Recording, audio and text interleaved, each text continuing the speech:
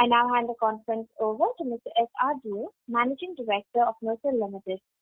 Thank you, and over to you, sir. Thank you. Good evening and very warm welcome to everyone present on the call. Along with me, I have Mr. P. Srinivasan, Chief Financial Officer, and SGA team, our Investor Relations Advisors. I hope you and your families are safe and secure in current circumstances and taking necessary precautions. Hope you all have received our investor presentation by now. For those who have not, you can view them on the stock exchange and the company website.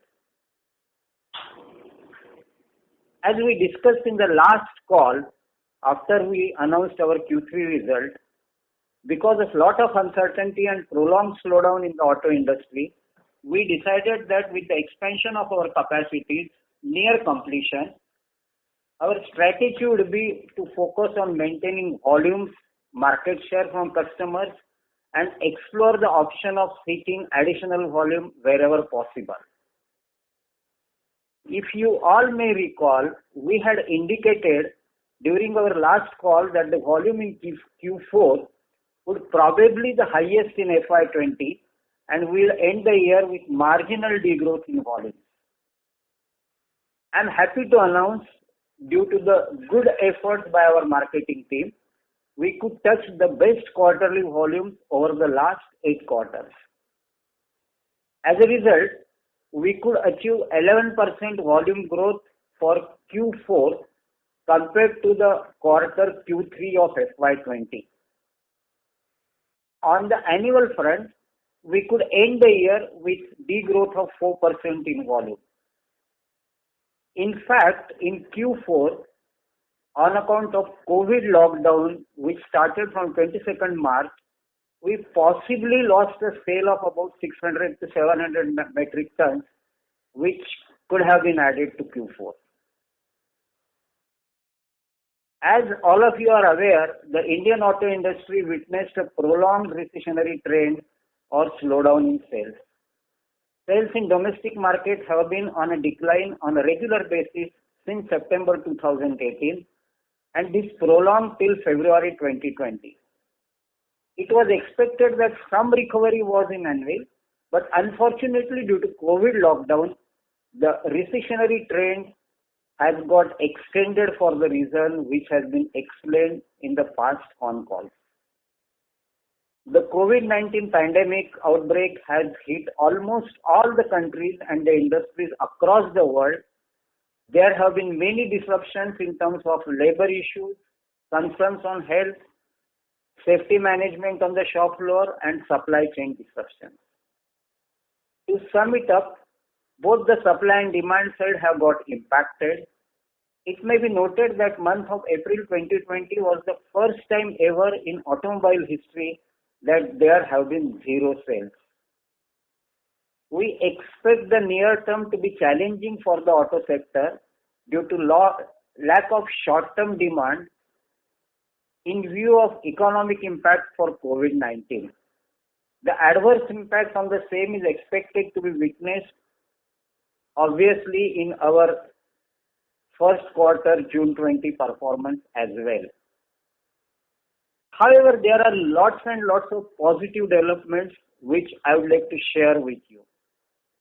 Recently, some of the major domestic auto manufacturers has also indicated that the market has already bottomed out and the demand is expected to increase from here on. June retail sales were better than May, and from July onwards it is expected to improve further. Most of them have scaled up their utilization levels and continuing with their capital spending. Though it will be slow, but domestic market is beginning its upturn. Our customers have indicated to pick up more volumes in the coming months, both domestic as well as international front. The recent notification by DGFT putting all the tires under restricted imports will enable the tire manufacturers to increase their operating rates and in turn will present an opportunity to NOCIL to supply additional volume. Even during the difficult time, NOCIL could start dispatching its goods to meet export commitment from mid-April 2020. Export segment continued to grow, and our efforts in this segment is to spread across different customers with a global presence. In fact, during these times, some very reputed international customers have classified NOCIL in their scheme of things from a regional supplier to a global supplier across the country. Coming to NOCIL, with necessary approval from government authority, we started operations at our facilities both in Navi Mumbai and Dahej, and we are currently operating in all three shifts. We have sufficient stock of raw materials to meet the production requirement. One point which I would like to touch is the HSE measures. NOCIL being a responsible care company, before we started our plant, we decided to create a COVID manual which included practically all the directions which were given by authorities, like curtailing the manpower, social distancing, focus on employees' health, revision in shift schedule, and also to look at the comorbid cases within the company. Production site has started the operations and company is strictly following all the guidelines issued by the local regulatory authority and comply with all the norms to run the factory in all the factories, and also including the head office which we started recently from 10th of July. Every employee who comes in the company undergoes a thermal screening, sanitization, all the social distancing, and compulsion for using the mask and hand sanitization for every 2 hours.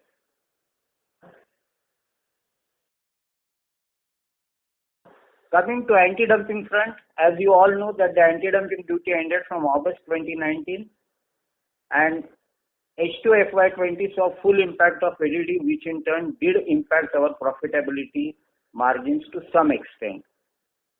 Recently, the company has filed application for anti-dumping investigation on imports of rubber chemical, one single chemical, that is PX13, the main antioxidant. The DGTR have initiated the said case, which essentially indicates that the authorities are prima facie convinced about the existence of dumping into India. The investigation process will be conducted as per the rules, and we hope that some favorable outcome be concluded in their findings. To summarize, we feel Indian manufacturing industry have got a golden opportunity to position itself one of the reasons cost-efficient manufacturing hub in the global supply chain. India is better positioned in auto and few other industries in terms of becoming manufacturing hub for the world. We see customers increasing their preference for locally produced products. And this preference is going to bring in a huge amount of advantage to NOCIL. Simultaneously, the international companies are very seriously looking at supply chains outside China. And NOCIL is one of the most reliable supplier of rubber chemicals out of China with additional volumes which are practically commissioned. One more thing is the initiatives announced by the government under Atmanirbhar Bharat Abhiyan will hopefully boost the Indian auto and auto ancillary manufacturers to resume business and fortify the supply chain. This will help companies to ramp up their businesses and reduce automakers' reliance on other countries. Going ahead, we will continue our strategy of gaining market shares and optimally utilize our resources. Now I would like to hand over to Mr. P. Srinivasan to give you update on the financial performance. Srini, over to you. Thank you, Mr. Dev, and good evening, everyone. Just to run through the financials for Q4 and financial year 20. The net revenue from operations for Q4 20 stood at 213 crores, which grew by 9.5% or 4% on a quarter-on-quarter basis as compared to Q3 of 194 crores. As Mr. Dev said, Q4 in volume terms has been the best performance in the last 2 years or last 8 quarters. Volume for Q4 grew by 11% as compared to the previous quarter. As already stated Mr. Dev, in the second half we aggressively participated in the volume offtakes. We sacrificed some price suppression. We went in with a conscious effort of price suppression, but we gained the volume or market share. Net revenue for the year under review was 846 crores as against 1043 crores for the previous year FY19, down by 18.9%. Value addition parameters. Value addition for the quarter 420 is 106 crores as against 102 crores for quarter 320, up by 4.7%. Prices of raw materials have been stable during the quarter. Even on the selling prices too, we somehow managed to contain it. Value addition for FY20 is at 458 crores as against 576 crores, down by 20% on a year-to-year basis. On the operating EBITDA front, the EBITDA for quarter 4 is at 37 crores as against 36 crores in Q3 FY20. One of the important factors which we have been advocating is that the conversion cost as a percentage will change as we scale up the volumes, and this got reflected in the conversion cost percentage for the quarter. It came down to 33% from a high of 35% on the back of better volumes. Operating EBITDA for the year end review was 176 crores as against 290 crores for the previous year. Operating EBITDA was down by 39% on a year-to-year basis. However, the operating EBITDA margin stood at 20% for the year under review, and I guess this has been the 5th year continuously exceeding 20%. Lower margins on the back of operating leverage did play some impact on the margin fronts, and also the ADD's cessation or withdrawal from August 19 did play its part for the year. On the profit before tax front, for the quarter under review is at 31 crores as against 29 crores for the preceding quarter, grew by 6.8%. PBT for the year is at 152 crores as against 277 crores for FY19, down by 45%. PBT margin is at 18% for the year. PBT margin also got impacted by due to the additional depreciation of 10 crores for the year on account of capitalization done in January 19 and something in February 20. At profit after tax level, the profit after tax for quarter 4 20 is at 22 crores as against 21 crores in the preceding quarter, up by 8%. For the year under review, the profit after tax is 131 crores as against 184 crores in FY19, down by 29%. With a margin of 15.5% to sales. On the liquidity position of the company, in these challenging times, the company as on date has sufficient liquidity. Company continues to be a debt-free for quarter ended June 20 as well. And we are taking care of our working capital requirements through internal accruals. We have so far managed it to sail through, and we don't see much of a challenge. Before opening up for the question and answer session, a quick update on the thing. In terms of the government directive of COVID-19 lockdown, the company, just to reiterate, we have said in the SEBI results, company closed its operation during the last week of March 20. As a result, loss of revenue, profits, realizable value of assets, etc. for the year under review on account of COVID-19 are not material in nature, and the financial statements prepared have not considered any of these effects. The management is regularly reviewing the lockdown effect for the year 2021, and any material information required to be communicated to stakeholders, it will be done at an appropriate time. Secondly, on the recent amalgamation of the promoter companies Surabhi Trading Private Limited and Sushrifada Investments Private Limited with NOCIL, the board has approved the proposed scheme and the respective shareholders under Section 230 to 32 of the applicable provisions of the Companies Act 2013. In this connection, the company has received the NOC from the stock exchanges and we have already filed our application petition before the NCLT. Pursuant to the scheme becoming effective, the shareholders of Surimi and Srinipada will be allotted equal number of shares what they hold, the promoter company hold in the NOCIL portfolio. There will be no change in the shareholding of promoter.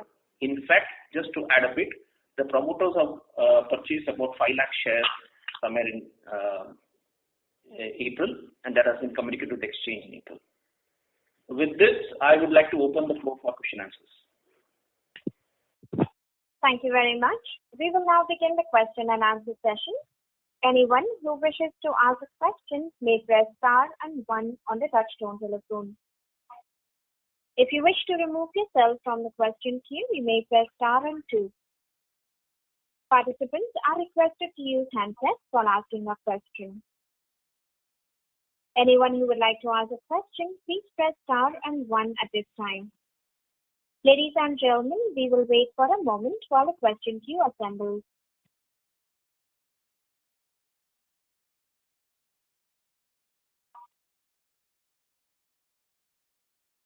The first question is from the line of Dhaval Shah from Girik Capital. Please go ahead. Hello. Yeah. Yeah. Hi, sir. Yeah. A couple of questions from my side. So firstly, how do you see this anti-China sentiment amongst your clients in terms of procuring the product? And coupled with this, 50% of our portfolio was getting disturbed because of Chinese dumping, and now we have an expanded capacity and this is extending due to tires as well. So we are very nicely placed to overcome whatever problems we saw in the last 1-2 years after the ADD got over. So what is your thoughts on that? I think, Dhaval, in the introductory speech of Mr. Dev, we did answer this question that insofar as the inquiries from customers, both India as well as global, yes, there have been inquiries which has been in the anvil, and that seems to have intensified, and there is a relook at their end to reconsider their supply chain distribution. In fact, Mr. Dev did speak about one of the reputed companies classifying or categorizing NOCIL to invite NOCIL to be a global supplier instead of a regional supplier, and they have asked our intent to supply our capability, how much we can supply to their global plants. So we have responded appropriately. Yeah. So I was asking, sir, mainly more from a domestic requirement. So till then there is no notification or rule from the government or any sort of anti-dumping duty with regards to the imports which are happening in the country. The customer would always see a trade-off between NOCIL selling price and the rate at which they are importing. So on that front, anything they are doing after like last 2-3 months, has they changed their strategy, asked for more volumes or any change in their procurement? I would say there have been changes witnessed. In fact, some of those got reflected in the Q4 volumes as well. But I think the finer picture will come about as we go along in the next quarter, because today, April, June has been an aberration. The economic activity coming to a standstill in most places. So that is not a reference point. But I think we should wait for July, September to get a clear idea how the tire companies are strategizing themselves to position themselves on the supply chain front. So maybe we may have to give some time. But yes, the direction is to improve their market share or allocation to domestic manufacturers. That's no doubt. I mean, that's a confirmed aspect we can give at this point of time. Okay. I said on the gross margin front, we are at 50%, which is lowest of the last 3 quarters, last 4 quarters. So, what would you refer this to? Gross margin, I think we have been, Dhaval, I think we have been guiding the investors quite long time. Even when we were recording 55, 57, we were giving a guidance of 50% medium term.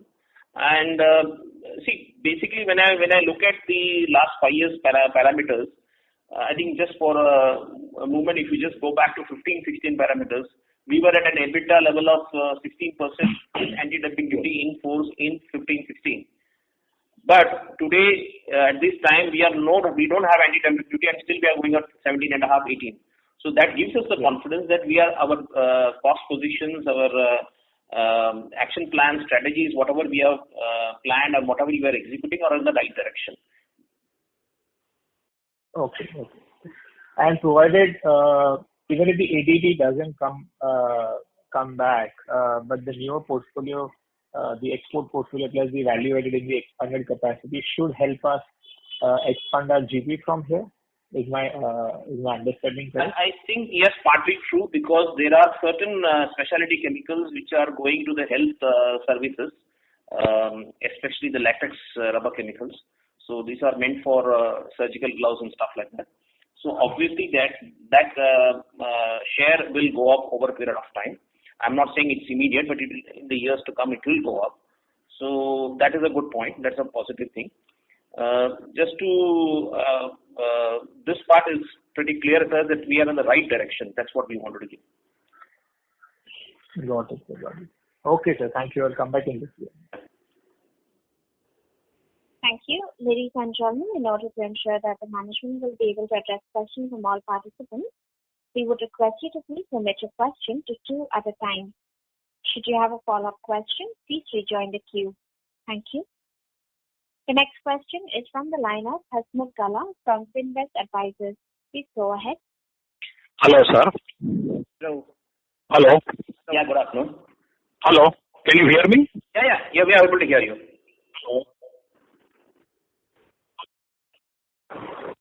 Hello. Mr. Gala, we can hear you.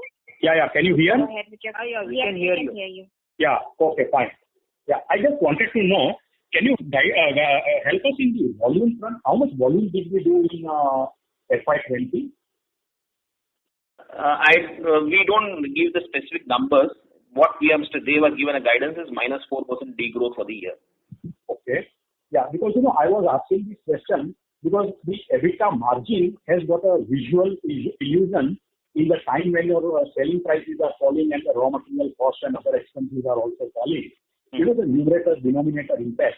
So I just wanted to understand what is the EBITDA per ton which you could maintain in the different scenarios where the raw material cost is going up or going down or is remaining stable. Mr. Gala, I think that is getting into too much price or business sensitive information.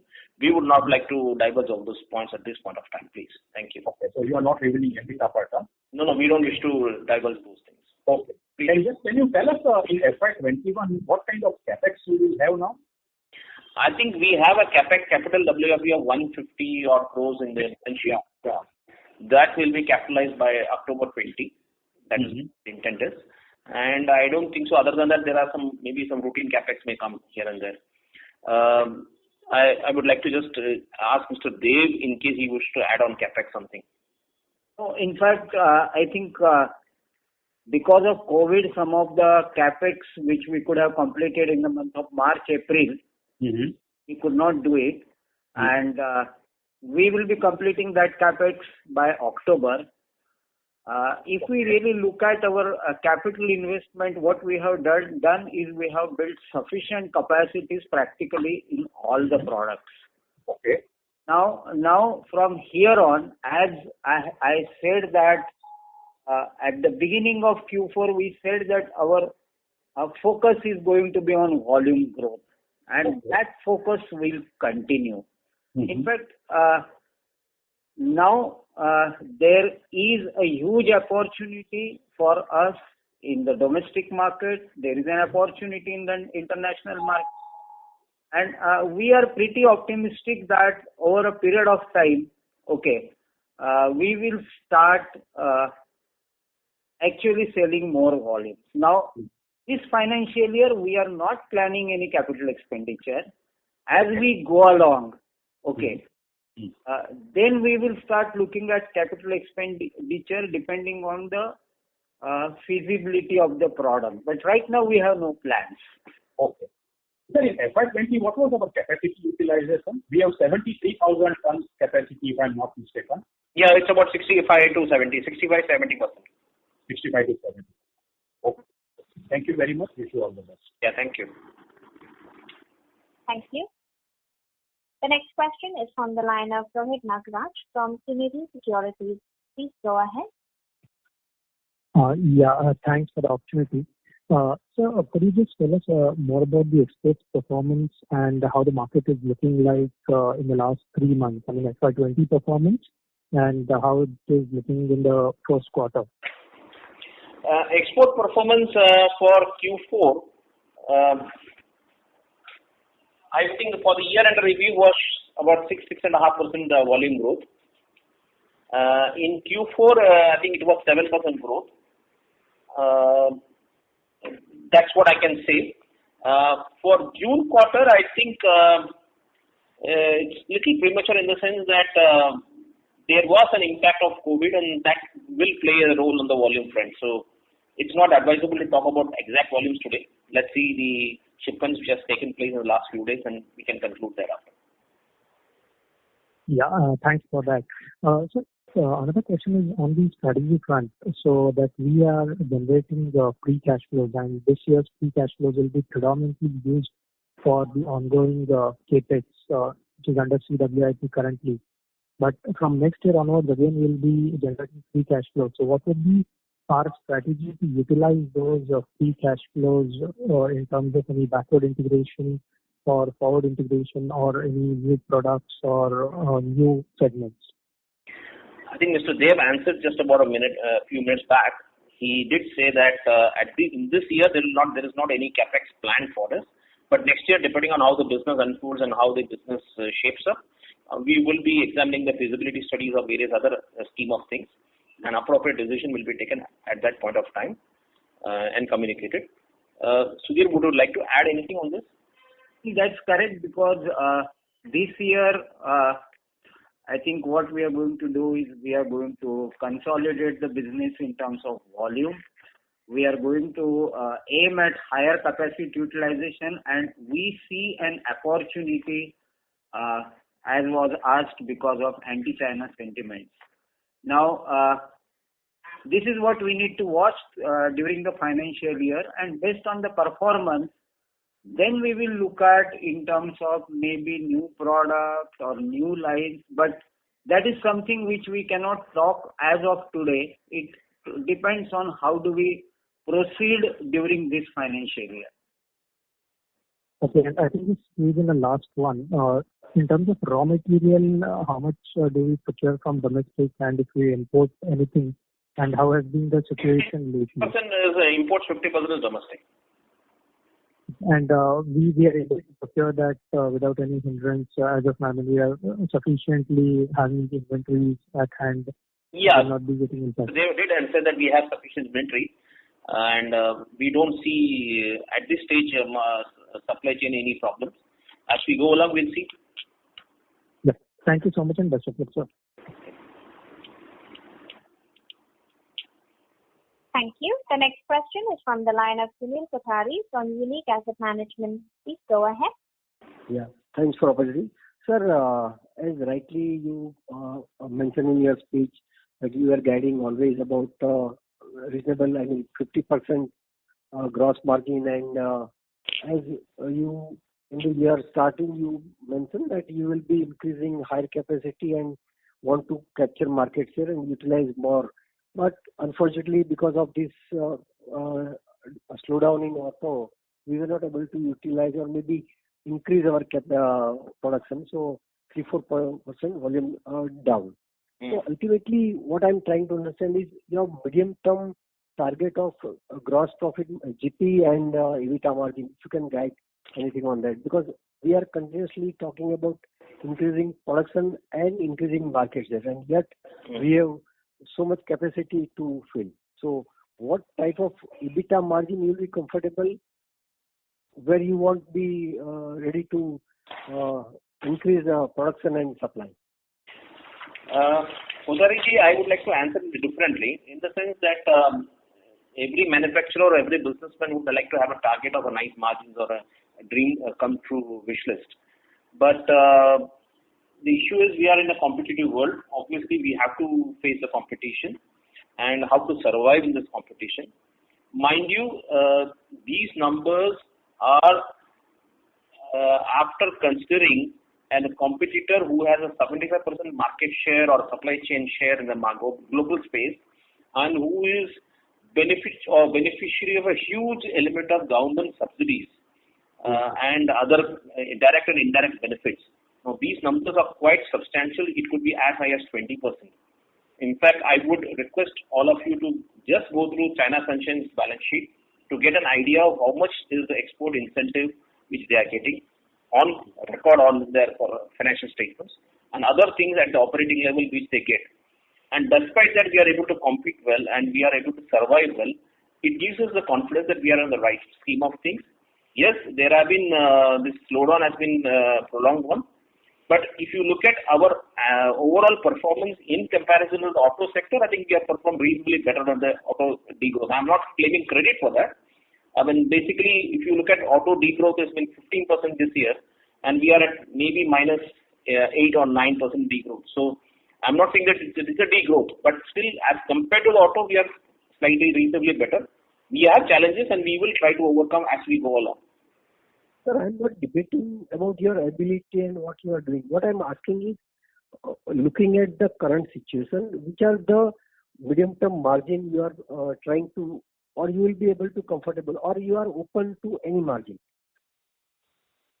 We are, as long as it's remunerative, we are open to any business ventures or any of the rubber chemicals.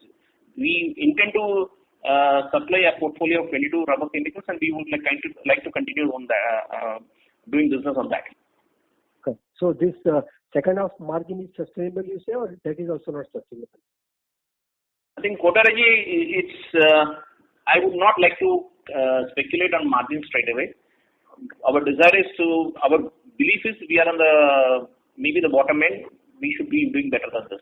That's what I think. Wish you good luck. But previously, if you check your every statement and call, you were ready to explain the margin. I understand this is a different situation, so that's why I'm asking. Thanks a lot. Thank you. Thank you. The next question is from the line of Nav Bharadwaj from Anand Rathi. Please go ahead. Good evening, sir. Good evening. And congratulations on on being able to show growth at least quarterly even in such a situation. And so the point was on the anti-dumping front. On the 12th of the month just gone by, there was a dumping that was announced, anti-dumping announced on aniline. So how will that affect us, and what quantum does it, the bracket among the various categories that's given, do we fall under? Firstly, to clarify, I don't know whether the customs notification has come so far. At this stage, this is a recommendation by the DGTR. That's what we saw the notification. This is a preliminary finding. It's not a final finding. Okay. Obviously, there will be some investigation, interested parties' disclosures and stuff like that, and a final finding will come little later. That's number one. Point number two, aniline is a universally available product. It is available in India. It is available from China. It is available from Europe. It is available from other parts of the world as well. And we are in discussions with, in fact, we have already procured a few parcels from other regions as well.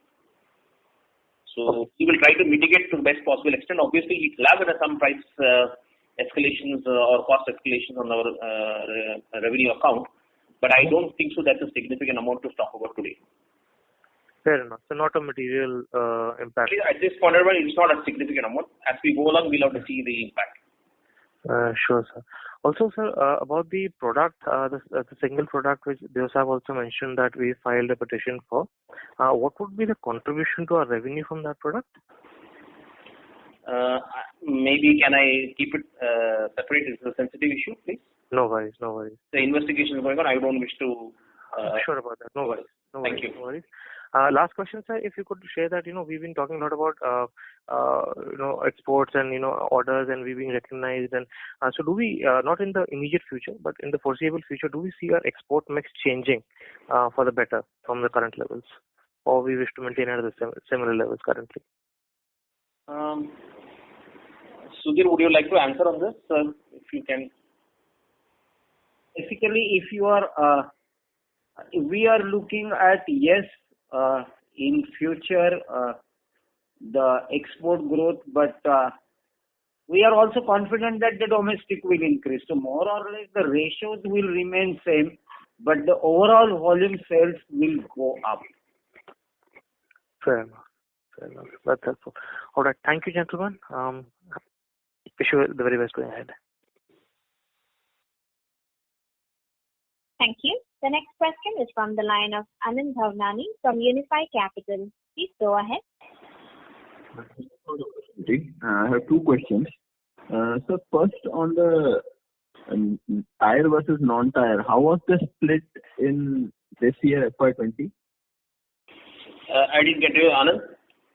And our proportion of from tire versus non-tire, because rubber applications would be non-tire as well. So just wanted to understand if you have any. It's a typical 65-35 ratio or 62-37, something like that. Okay. And sir, with this new capacity, we were planning to also make certain newer products which are import substitutes. Can you update us on whether we have started making them, or when we consider making them? Any color on that would be very helpful. Sudhir, I would like to leave it to you to answer this. Sudhir. So basically, I think in our previous phone call, we have said that we are going to make certain accelerators which are not being made in this country. Now, I am very glad to inform you that we have already started manufacturing. The tire industries, they have already sampled the product and the product is approved. And very soon we expect that the commercial quantities will start flowing. Okay. It will also be an advantageous to tire industry because it's going to be an import substitution. So we see a pretty positive business in that segment. That's very, very nice to hear, sir. So broadly, what kind of import levels were earlier there for this particular product? Was it a significantly large product or a medium-sized product? And if you can give us ballpark estimate of the market size of this product. I would say it is a medium-sized product. Maybe 50-75 crore kind of number. Would that be much more? Much more than that. Okay. And sir, you said this is approved by certain vendors. So then maybe from this product, revenues can start flowing in FY21 itself. Like can we? It will start flowing in FY21. Yes. And do you have more such products in the offering, import substitutes, whereby it can give you growth even in a weak economic environment, because these are newer products and everybody would always want some supplies from a domestic manufacturer. So are there any more such products in the offering?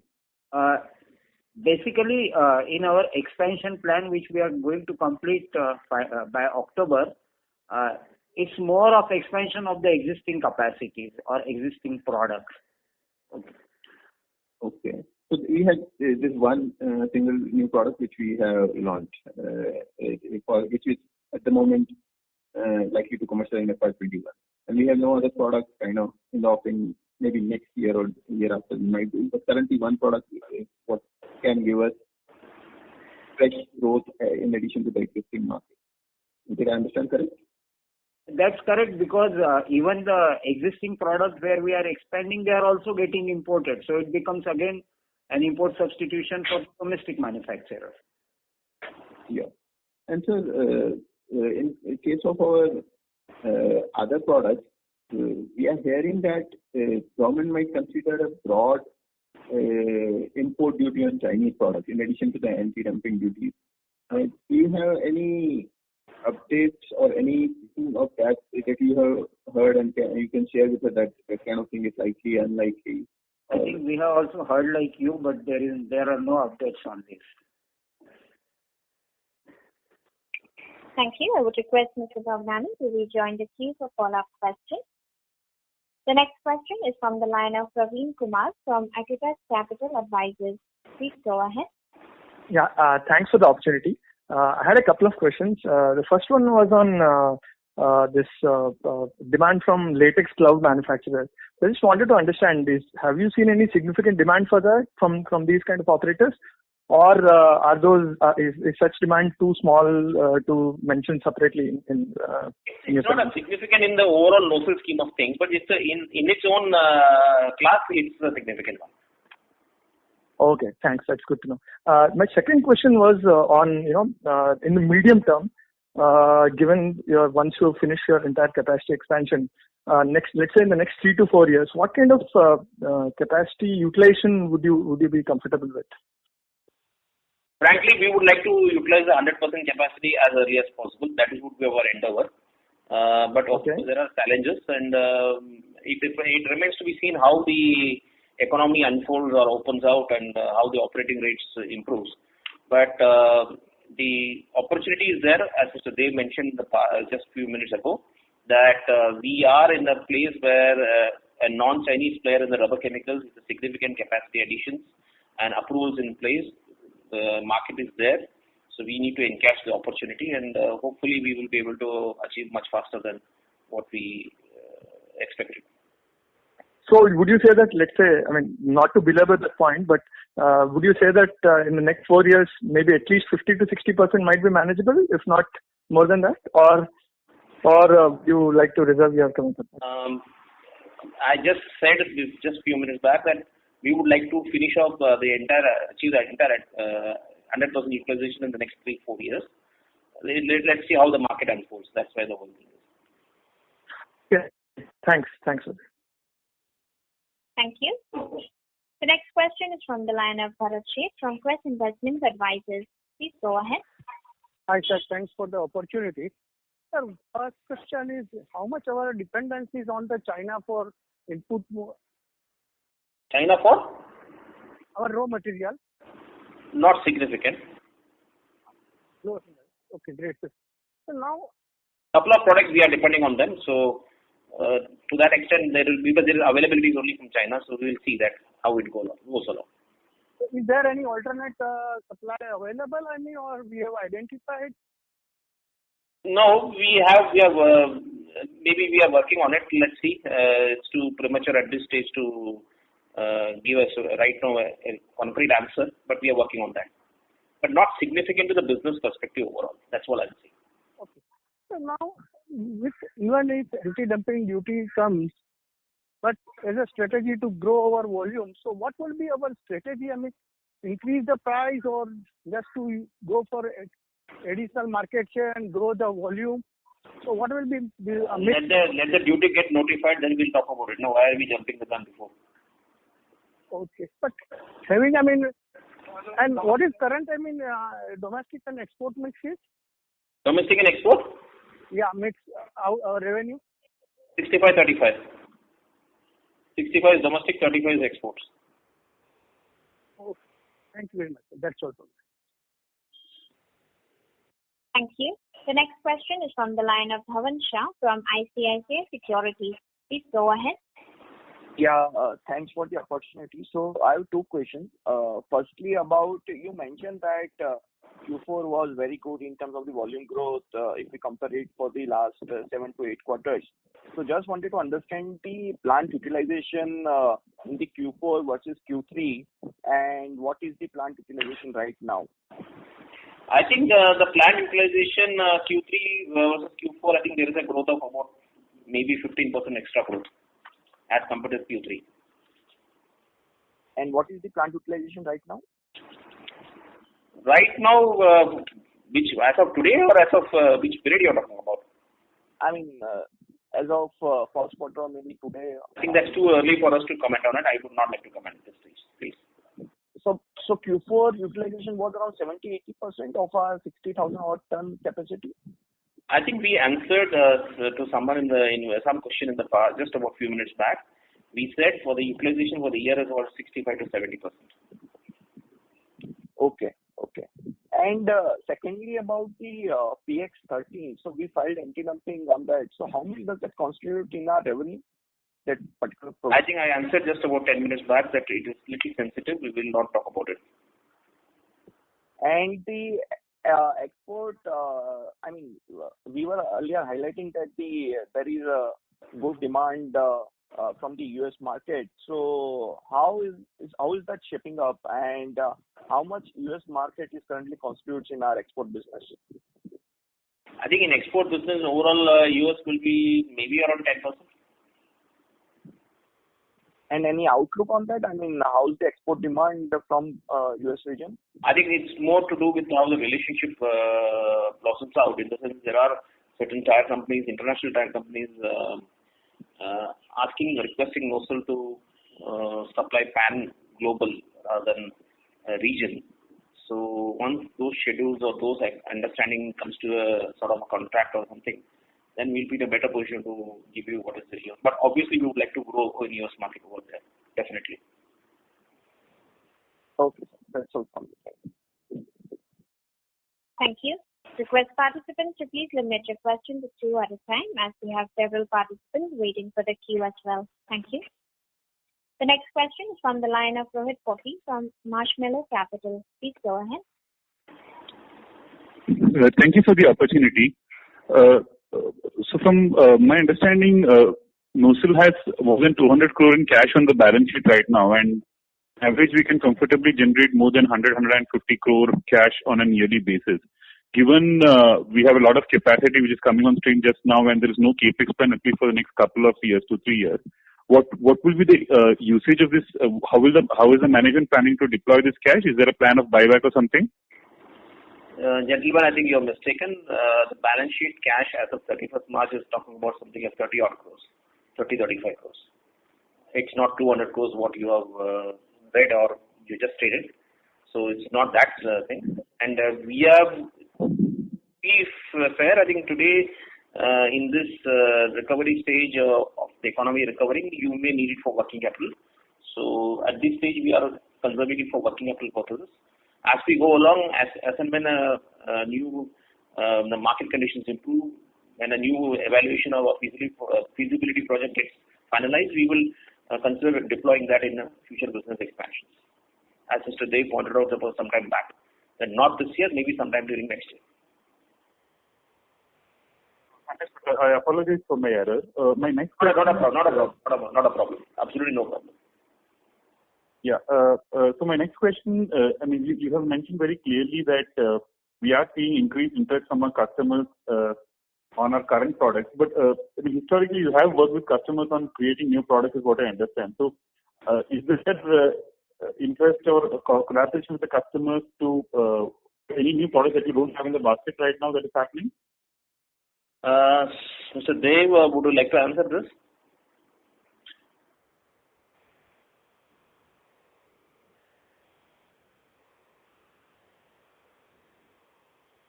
Okay. There have been discussions with tire companies or tire customers and other customers on development of new molecules or new products. Discussions are going on, preliminary studies are going on. As and when a suitable opportunity does come in, or when we come to a concrete plan, we will announce it. Understood, sir. And this work in progress that we have on our balance sheet right now, this is in relation to the last phase of our expansion, I believe, right? Yeah. It's part of the 450 crores expansion plan. And this should be, as Mr. Dev said, this should be commissioned by October 20. Understood, sir. Okay, that's it from me. Thank you. Thank you. The next question is from the line of Manan Patel from Equirus PMS. Please go ahead. Thank you for the opportunity. Sir, from what I understand, you had sent sample batches to your export customers from the new capacities. So just wanted to hear from updates on that, if any. We have been receiving approvals from every customer to whom we have sent samples. And obviously, in this being an approval, see, basically what happens in a typical manufacturing setup, you take the material, in case there is a product recall, you send it back to the vendor. But in case of rubber chemicals, the situation is slightly different, because as a constituent, rubber chemicals is less than maybe 5% of the overall tire weight or tire component composition. Obviously, the product recall is not a regular feature here. So that being the case, the pre-commercial approvals or studies are taking a long time. And even though approvals, there are sometimes in one customer only one approval is there, some customer two approvals is there, or three approvals are there. See, actually each customer has his own set of parameters. So we have started getting approvals and we have started supplying the initial commercial lots or something like that. I think the business should stabilize from this year or from the quarter July to September onwards or slightly later for additional volumes. Understood, sir. And sir, my next question is on the international customers that you have mentioned that have upgraded you from rather regional and to global. So what kind of like scalability we can see from that part of business? I think again it's still premature to comment on the scalability or the volume or impact. Let's see how it unfolds, and as we go along, we'll start communicating as and when some significant development comes out. Okay, sir. And my last question intent is very important. That means they are looking at you as a non-Chinese, dependable global player. That's very important. That's a huge statement which they are giving you. Right. And on similar lines, the intent you mentioned, has there been a much stronger intent after, especially what has happened in terms of COVID and all? Like, do you see the share from China from 75 to going down to 68 or whatever in much faster way than what you expect? I think this is not a right time to talk about it because what happens is before the COVID slowdown, people were operating at a much higher operating rate, and suddenly the lockdown came and everything came to a standstill. So I think any data which you are referring for the period April to June or for that matter April to September is not a representative data because it includes some element of old coverage which will be negated out. So I personally feel let's wait for some time. As we get more clarity, we will communicate to you. Understood, sir. Thanks a lot. Thank you. The next question is from the line of Nirav Jimudia from Anvil Research. Please go ahead. Good evening, sir. Thanks for the opportunity. Yeah. So I have two set of questions. Sir, one is if I look our P&L for last 2 years, apart from the gross margins, the fixed and the variable cost combined together for last 2 years has been in the region of 280 to 285 crores. So probably FY19 was 285 crores and FY20 is 282 crores precisely.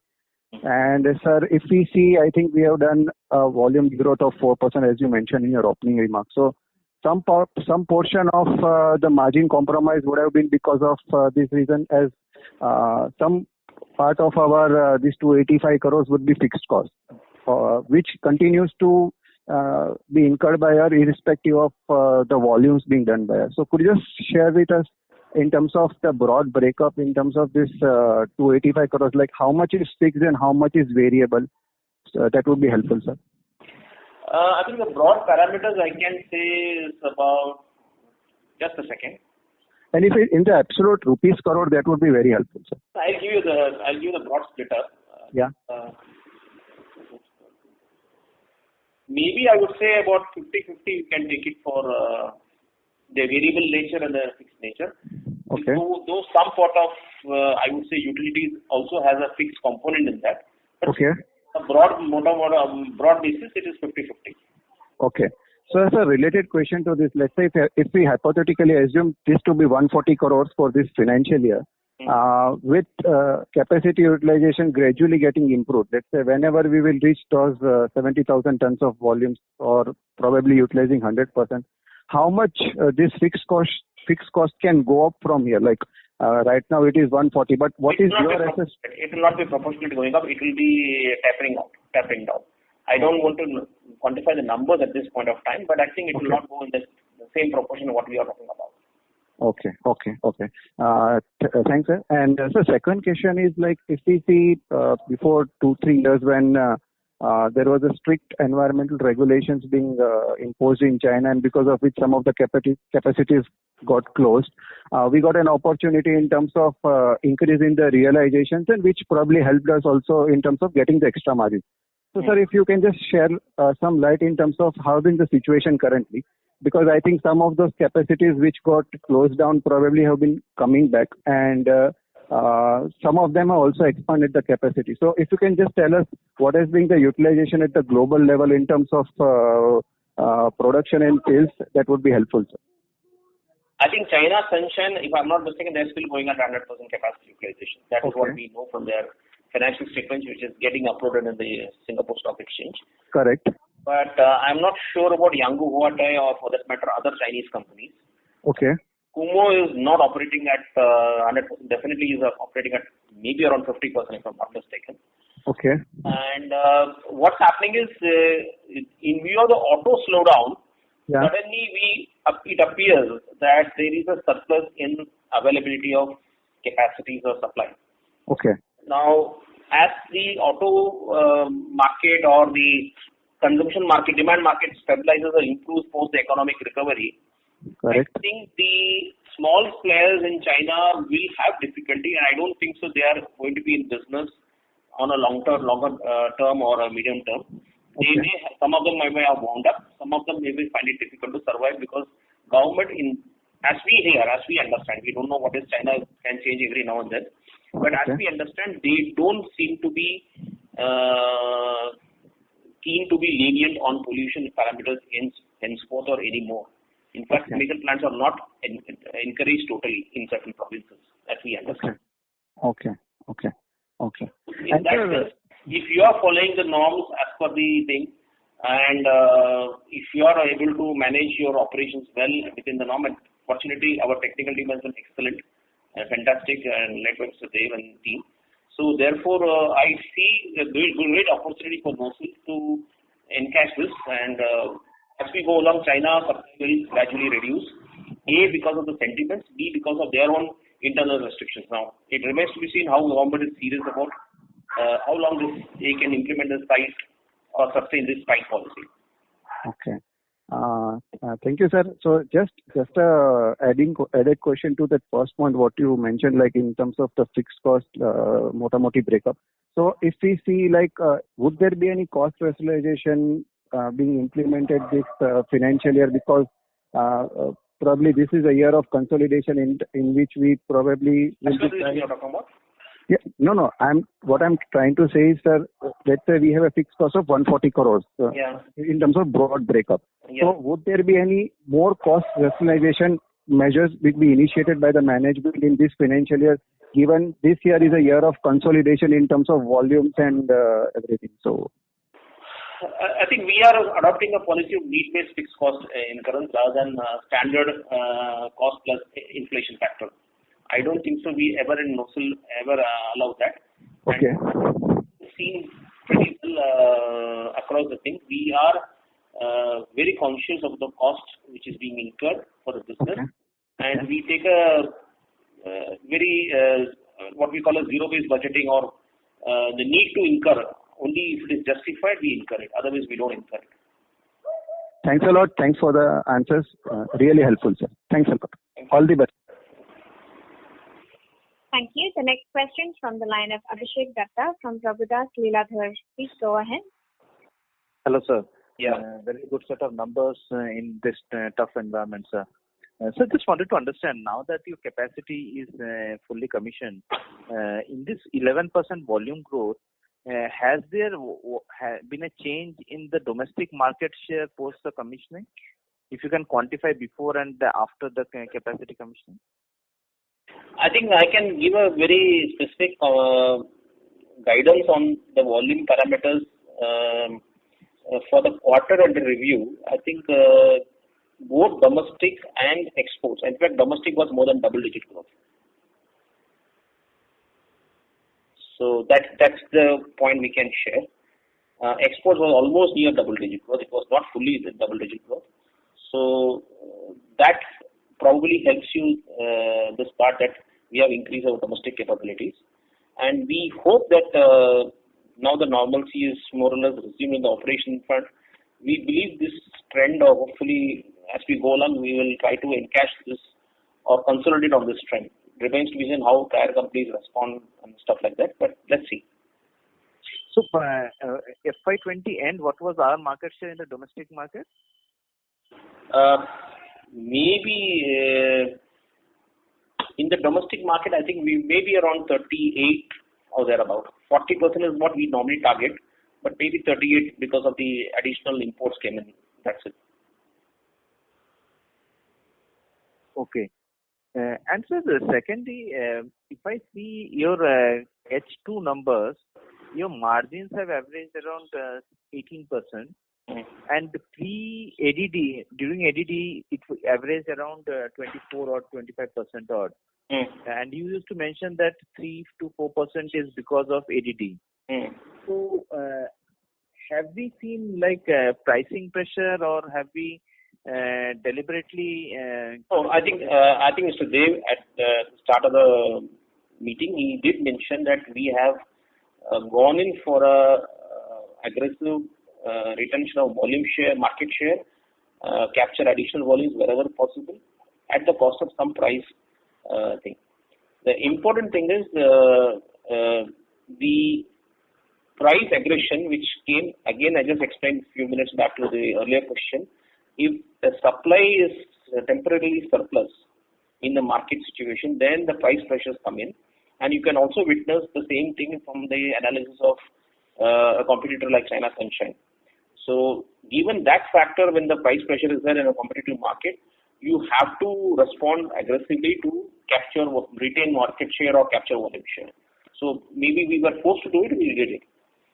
As we go along, hopefully we will things should change as the economy picks up. Okay. And so secondly, I know it's a very tough question, like April was a complete washout.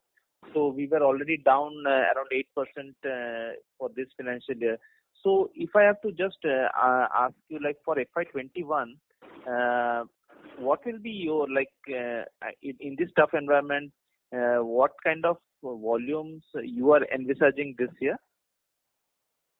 Abhishek, it's too premature to talk about it on this front because there are so many contingent events which is likely to happen. So we are only seeing the positive news coming out slow and steadily one by one. I think let it settle down, let there be a consistency, and then we can talk about numbers much more confidently. Today, I think it's too premature to jump the number and say that this is what we may end up the year or something like that. I think and this COVID pandemic was an unprecedented one, so therefore how each one of the business units aligns itself to the new challenging environment, that's a question. And if we are able to fortunate to align itself, we will do well definitely as compared to others. So I think let's not jump the gun. The good news is I can share one other piece of information, I think, to the rest of the people on the call, that the IRSG, there is a recent report from a consultant, an IRSG expert, who often says that in a situation like what happened in 2008 of the Lehman Brothers crisis, and even today, when the economy is degrowing, post the impact of it, the next year is where the rebounding will be much significant. And they have shown some similarity. Maybe some of you who have access to IRSG report, please go through that. Thank you. I would request Mr. Datta to rejoin the queue. Also request participants to please limit your question to 2 at a time. Thank you. The next question is from the line of Kunal Shah from Enam Holdings. Please go ahead. Yeah. Hi, sir. My question is regarding the volume growth of double digit that you mentioned. For what period is that double digit domestic volume growth? This is January to March. These are October to December. Okay, so QOQ. And can you share the YOY number for the same? YOY number we just said, it is -4 for the year. Mr. Dev said at the start of the conference, -4 year as compared domestic and export.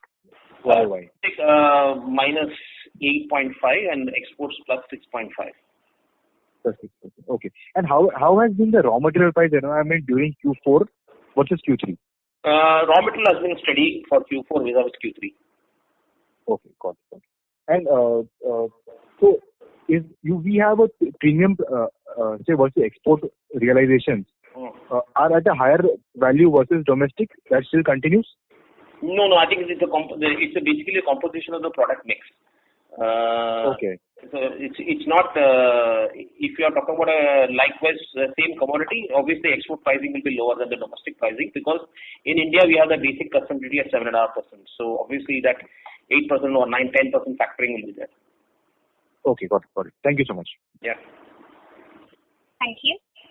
The next question is from the line of Ashish Kacholia from Lucky Investments. Please go ahead.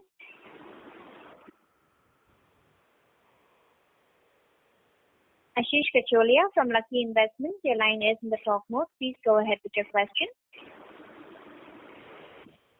We would request you to unmute yourself from your handset and ask your question. Due to no response, we'll move to the next question, which is from the line of Aditya Khetan from East India Securities. Please go ahead. Hello, sir. Sir, my question is, sir, are we witnessing any decline in imports from China post the India-China tussle?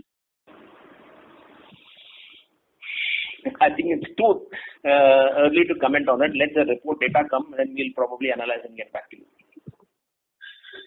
Okay. And sir, my second question is, sir, are you witnessing any capacity addition in the globe? We have heard reports on two players from China who are in the mode to expand, but not certain given the current circumstances whether they are serious enough to do it or not. Okay, so can we share the name of the competitors? There was this, in fact, 2 or 3, if I'm not mistaken. But China Sancha had some capacity expansion plans. I'm not sure whether he has capitalized commission or not. I'm not sure. It was supposed to be in June, July is what he was announcing. I'm not sure. There is a company called Welling or someone in China who is also had a plan to go into the market and do it, but I think he was not successful in IPO, along with another company called Keman. 3 companies were there. Okay. So, sir, can we share the quantum of the jump in the capacity addition post this? Just repeat the question, please. Sir, can you share the quantum of the capacity addition post these 3 players if they add the capacity? So, how much the capacity addition would come then? I don't have the details because they included in their scheme of things insoluble sulfur, rubber chemicals, some specialty chemicals as well. So I don't have the splitter right now. So maybe as and when I get, I will share with SGA. Okay. And sir, my last question is, sir, what is the final dividend that has been declared by the company? No. We have already declared an interim dividend of 2.5 in March, and that's the final. That was ratified by or approved by the members of the AGM. Okay, sir. Thank you, sir. That's all from me. Thank you. The next question is from the line of Nitin Gandhi from KIFS Trade Capital. Please go ahead.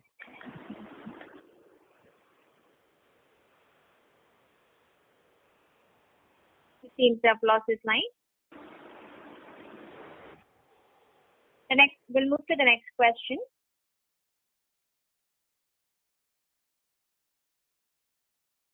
The next question is from the line of Deep Master from One Up Financial. Please go ahead. Yeah, hi. Thanks for the question. So my first question was on the capex that we've undertaken, the 450 crores. And in your presentation you mentioned an asset turn of about 2 times at FY18 prices. So I just wanted to understand what is the kind of payback period that we had looked at when we started off on this capex. Just sort of ballpark if you can share. I think we have announced in the answer to this question in the past. We were talking about 3 years from the date of approvals from the customer. That was the original plan. But given the current slowdown which happened, we gave a guidance about a few months back. It could take 4 years or thereabout. What is more important is in this capex plan, it is not that we have to look at the financial parameters or justification that this is the best return or something like that. It's about how you want to place yourself in the global market, in the global space. And that was one of the objectives, and we want to give a message to the customers that, or rather confidence to the customers that we are a serious non-Chinese player in the rubber chemical space. Great. So my second question actually is on your export story. So in your presentation you mentioned that the global market is kind of growing at 3% a year and adding about 35,000 tons of new demand every year. So I just wanted to, I was wondering if we could get like a ballpark range of what kind of volume growth we could be targeting over a 3 to 4 year period, just for us to kind of put it in perspective and understand, what kind of growth can come from that market. I would answer it a little differently. We have given us the answers in the past that today in our scheme of things, the revenue split up was 70% local and 30% exports. In the larger scheme of space or the longer medium term, we were looking at 60% domestic and 40% exports. If that answers the question. And this would be over a 3-year kind of period. Well, yeah, that's 3-4 years time. Okay. All right. Thank you. Thank you. Thank you. Thank you. Ladies and gentlemen, due to time constraints, that was the last question. I now hand the conference over to Mr. S.R. Dio for closing comments.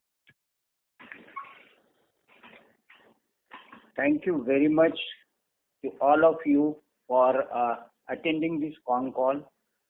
We had very interesting discussions and questions were very interesting.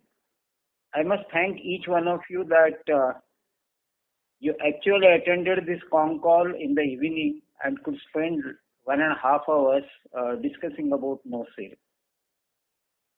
Let me tell you one thing. As I said, we are pretty optimistic in terms of the business, the way in which the things are going on. It may not be immediate, but in long term, we see that NOCIL has a good prospects in the rubber chemicals business. With this remark, I once again thank all of you and also my colleagues, Mr. Srinivasan and the SGA team. Thank you very much. Thank you. On behalf of NOCIL Ltd, that concludes this conference. Thank you for joining us, and you may now disconnect your line.